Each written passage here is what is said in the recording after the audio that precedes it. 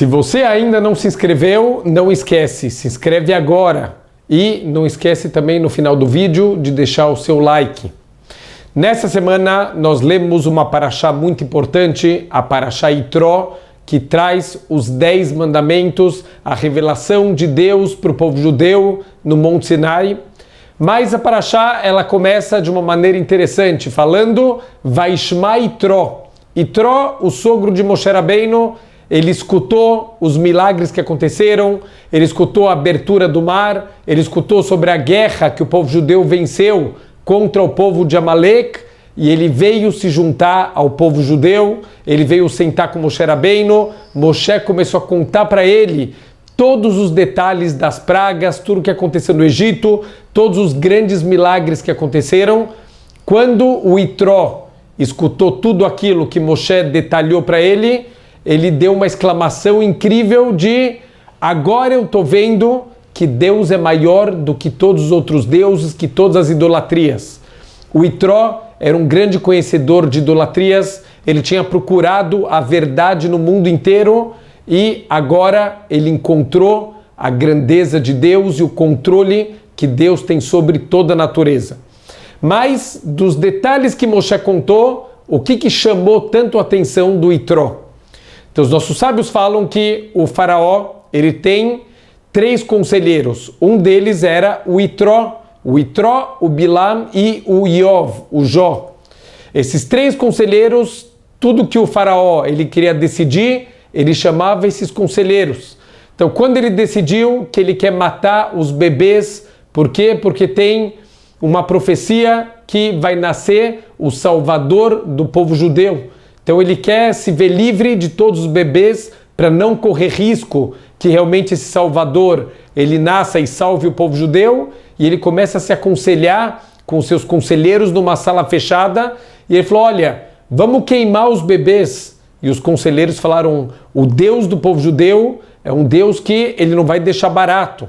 Se a gente queimar os bebês, ele vai queimar a gente também com grandes incêndios. Então a segunda ideia é: vamos matar com a espada. E de novo os conselheiros falaram: mas faraó, se você matar com espada, o Deus dos judeus vai mandar um outro povo e vai matar a gente na espada. Até que o faraó teve a ideia de jogar eles na água, porque dessa maneira Deus não vai poder revidar, Deus não vai poder se vingar dos egípcios, já que Deus jurou que ele nunca mais vai mandar um dilúvio para o mundo. A gente sabe o final da história, Deus realmente não mandou um dilúvio, não precisou mandar, ele fez com que os egípcios entrassem dentro do mar e fechou o mar sobre os egípcios. Mas o que o Itró ele percebeu? Realmente nas pragas, mesmo o que eles tinham tramado, Deus acabou castigando eles. Eles tinham tramado matar com fogo, teve fogo na praga do granizo, junto com o gelo também caiu fogo. Eles tramaram matar com a espada. Então, antes da morte dos primogênitos, teve uma guerra civil. Os primogênitos foram brigar com o faraó e eles começaram a lutar com espadas e muitos egípcios morreram na espada. E finalmente a água, eles morreram com a água também quando o mar fechou sobre eles. Quando o Itró começou a escutar todos os detalhes, ele falou: uau, que incrível que tudo que foi dito numa sala fechada, tinham 4 pessoas lá dentro e mesmo assim Deus sabia de tudo e Deus castigou os egípcios não só pelo que eles fizeram, mas também pelo que eles tramaram. Ele conseguiu entender o grande poder de Deus, que ele consegue saber tudo e ele controla tudo. É interessante que a gente precisa prestar atenção na forma que Deus atua no mundo. Deus atua de uma maneira chamada Midah Keneged Midah, medida por medida.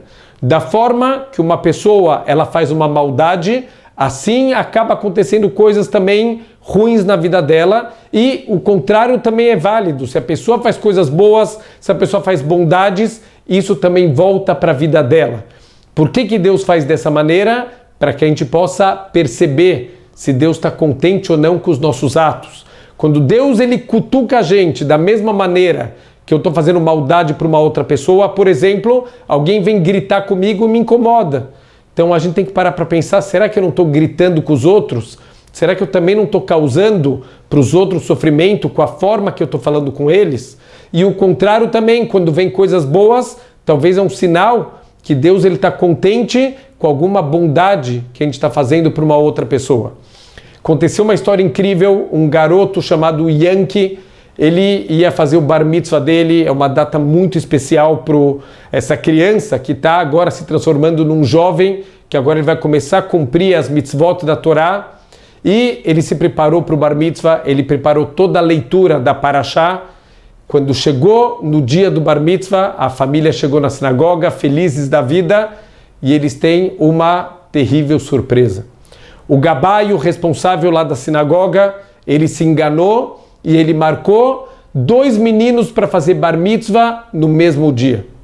Então agora começou uma briga, quem vai ler a Torá, quem não vai ler, e a mãe do Yankee, num ato de grandeza, ela abriu mão em nome da paz, falou, olha, deixa a outra família, então Deus vai recompensar a gente de outra maneira. O Yankee, obviamente, ficou chateado, ele tinha se preparado, era um dia muito especial, mas ele entendeu a grandeza de realmente ter paz e ele abriu mão e no fim o outro rapaz que leu a Torá e o Yankee ficou assistindo. Passaram 2 anos, a mãe do Yankee, certo dia, véspera de Shabat, ela começou a passar muito mal e o pai acabou ficando com as outras crianças.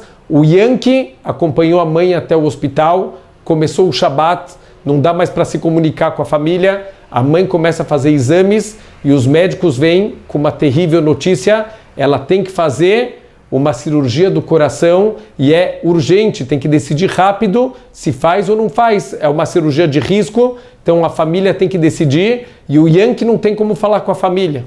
Então o Yankee está lá desesperado, ele não tem com quem falar no meio do Shabat, de repente chega no hospital, ele escuta uma barulheira, o maior rabino da geração, na época já o falecido Rav Eliashiv Zecher Tzadik Livracha, ele também estava passando mal no Shabat, ele foi levado às pressas para o hospital, ele passou a noite inteira em observação, de manhã, Baruch Hashem, ele já estava se sentindo melhor, e organizaram um minyan dentro do hospital para fazer a reza da manhã, e precisava alguém que lesse a Torá.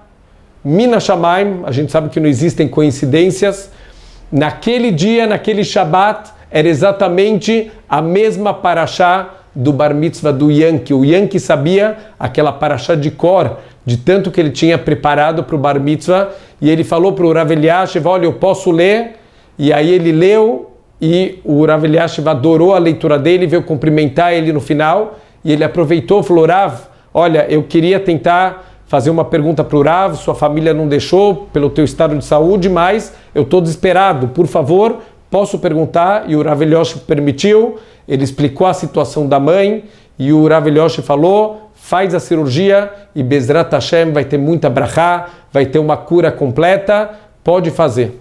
E Baruch Hashem fizeram a cirurgia foi um grande sucesso, e em poucos dias a mãe do Yankee estava em casa.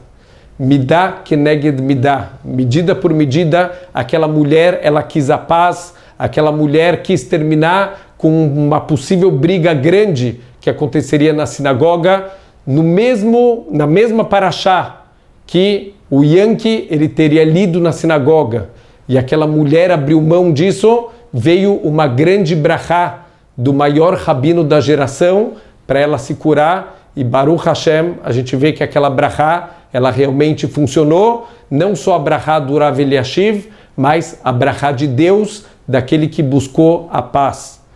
A gente tem que fazer os nossos atos sempre querendo fazer o melhor, sempre querendo fazer bondades. Deus, ele enxerga tudo, ele enxerga nossos pensamentos, ele enxerga o que tem dentro do nosso coração, ele sabe quando a gente quer fazer as coisas certas e, com certeza, ele vai recompensar a gente com tudo de bom se a gente andar nos caminhos corretos.